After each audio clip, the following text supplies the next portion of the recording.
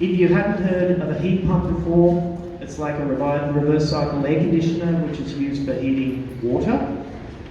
There's a company called Stiebel Eltron that has a stand up the top, and you can go and talk to them about their range of heat pumps here today.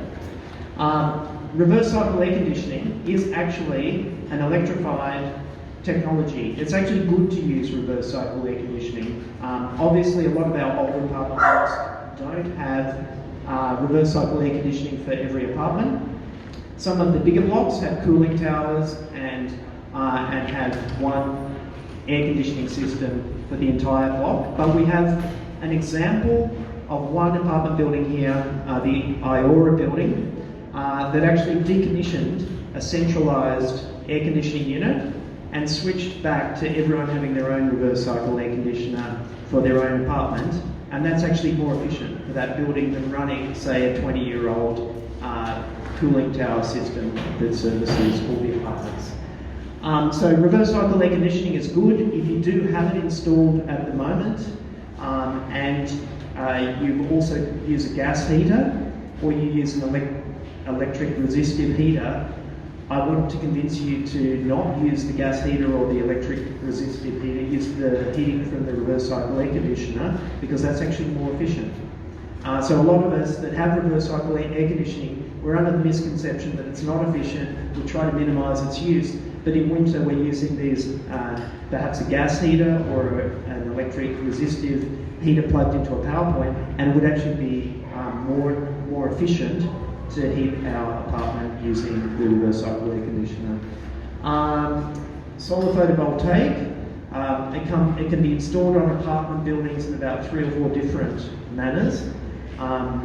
We'll go through a couple of those, but if you wanted to speak to a vendor that's up the top, there's a company called Illume Energy, and they have a unique solar sharing system that is probably well suited to smaller apartment blocks, with 15 to 30 apartments in them.